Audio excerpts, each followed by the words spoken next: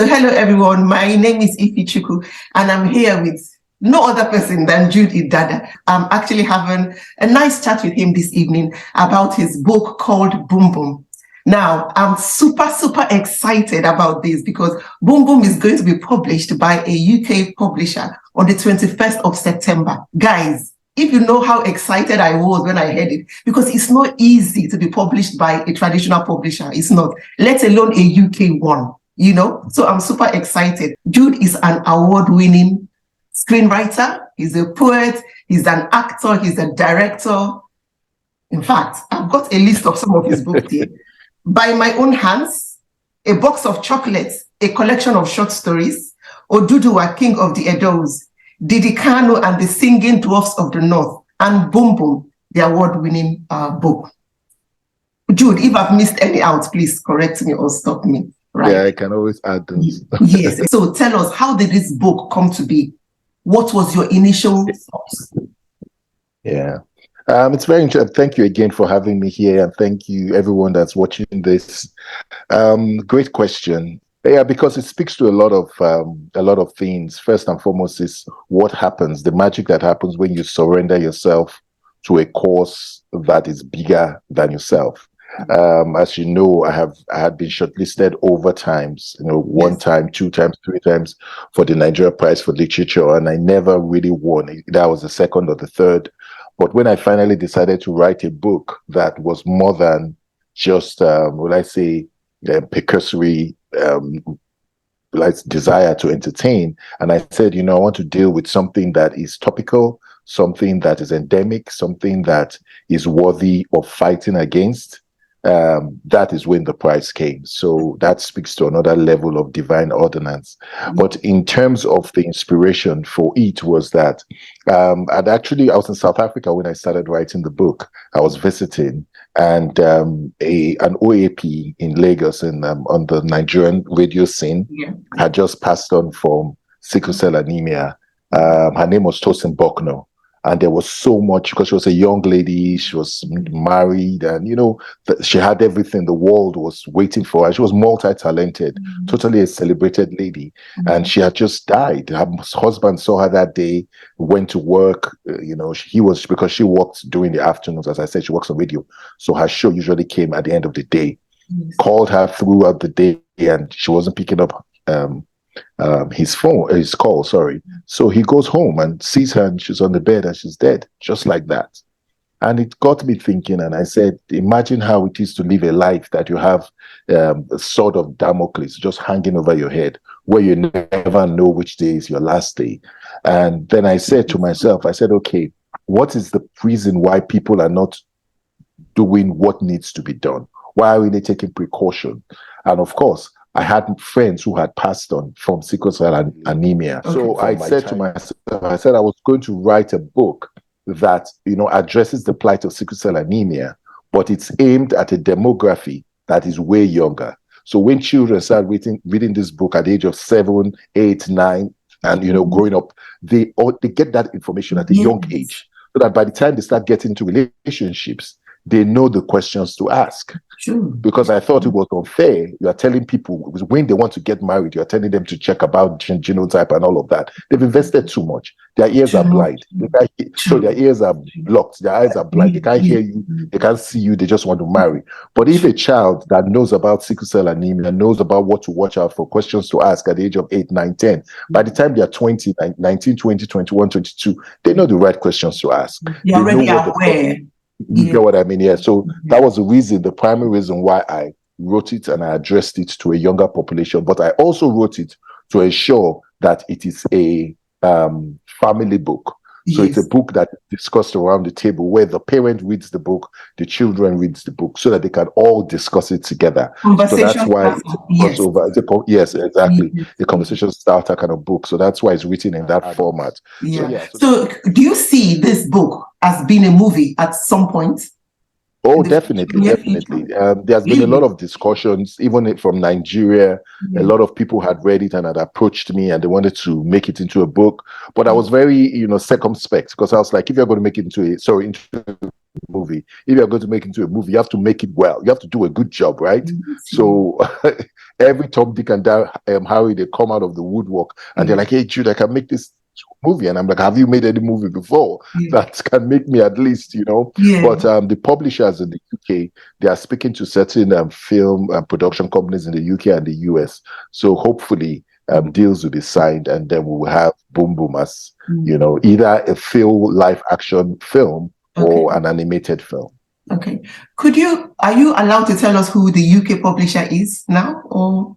So Swift, SWIFT, Swift Press. They are an award-winning book publisher based in London. Because so on the 21st now, if I go into Waterstones in UK on high school, I will see your book. Yes, you will. You will, live and direct. It's mind blowing. Okay. So for there will be parents or maybe schools or libraries or bookshops even that will watch this video. They would like to know what age bracket what's your target audience, their age bracket, how old really is the book for, even though you said it's a family book. Ideally it should start from the age of 8 and go upwards. So 8 into the teens and then into the adulthood. As I said, but even what the publishers are even saying, they say I think their demography is 9 to 16. That is what they say is their demography. Because the way it happens in publishing, they're actually fixed demographies. You know, 9 to 16, 17 and above, stuff like that. You know, 17 and above is when you start dealing with themes like, you know, sexual themes and all of that stuff. So you want to make sure adults, exactly, you know, and all of that. But this book is more of a coming of age kind of book, even though the character is 8 years old. You know, the sister is 5 years old, but we have adult characters, their parents, their aunts, their uncles, and the theme itself, it's and that is why they put it to 9, because of the theme. The theme is a heavy thing. You know, you're talking about a disease and all of that stuff. A lot of schools in the UK, because this sickle cell anemia thing, whether you have SS, whether you have AS and all that, I think is mostly an African and Asian issue in the community. So they don't teach it in schools how they teach it in Nigeria or in African countries. Exactly. But then again, a lot of Nigerian parents that have children here don't expose or create time to tell children about these things. And most of the children could have the traits in them, and they will not know until they get to university, or like you said, maybe they now meet people in future who they want to get married to, and then it becomes too late. So I think, like you said, it's a very good book to have conversations, even when children are young, so that they know these things and they question things. I'm a big advocate on reading with children and encouraging children to read for pleasure, right? What advice would you give to a parent of a struggling reader? Children they do mirror action.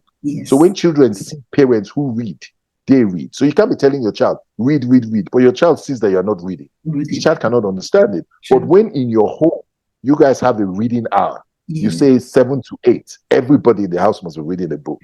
No television is on, no phone. It becomes a culture. Social media. Exactly. It becomes a culture that everybody knows between 7 and 8 we read. Everybody knows that when we're having dinner as a family, they can ask you a question. So Jude, what's the new book you're reading? Can you tell us about it? You know what I mean? The character. And then also learn to tell stories. That you tell them stories. So they get the idea of storytelling. You tell them, tell me a story yourself. And based on, you know what I mean? So so reading has to be part of everyday activities. Create a reading corner. Create a reading corner in your house. And make it exciting, make it fun, right? Make it exciting, exactly. Make it exciting, make it fun, and make sure that there's accountability both on you, the parent. So you practice what you preach. True. Be true. You know what I mean? Let the child know that we read because my parents also read. It's part of our family culture. If there was one message you want readers or the public to get from reading your book, Boom Boom, what would that message be? Okay, if for the message I send out there to anybody who reads Boom Boom is the central core of it, which is about love, the love, familial love, you know, paternal love, maternal love, how much when a child is introduced to love at an early age, how love creates a certain, will I say, a core of their personality. Because love comes with sacrifice. Because love that is unconditional, love that is not, because people love when love is easy. People have to learn to love when love is hard. They have to learn to love when love demands a lot from you. Because we see Osaik as a character, we can even see him going through the motions where sometimes he's jealous of his sister and all of that stuff. But still, the need to give to her overrides whatever temporary feeling he has. So I try to make the book as relatable as possible, so that we understand that the emotions we have, they might be transient in nature, which is they come and go. But once you approach them from a place of love, then they are abiding, they are corrective, and most importantly, it's a tool for change. Thank you, Jude. That was powerful. Jude, honestly, that was. Thank you so much for joining me today. And once again, Boom Boom will be published in UK bookstores on the 21st of September. And if you're in the UK, just pop into Waterstones or any of your high street bookstore and you'll find it there. And if you order Boom Boom on Amazon or any online platform, please be sure to leave a review. Leave a good review, because it's a good review, honestly. So leave a review. Don't forget to go back, let your children read it. You read it yourself, go back and leave a review. It will help other people know more about the book and know more about the themes in the book as well. Honestly, I've read the book, but I'm so excited. I want to hold the new cover in my hands. So I'll be sure to get it. Thank you so much, Jude, for joining me today. I appreciate it. Thank you. And I wish you more wins. I'm celebrating with you. Amen. And you too, as a writer yourself, I wish you everything and more. Thank you. Bless. Thank you.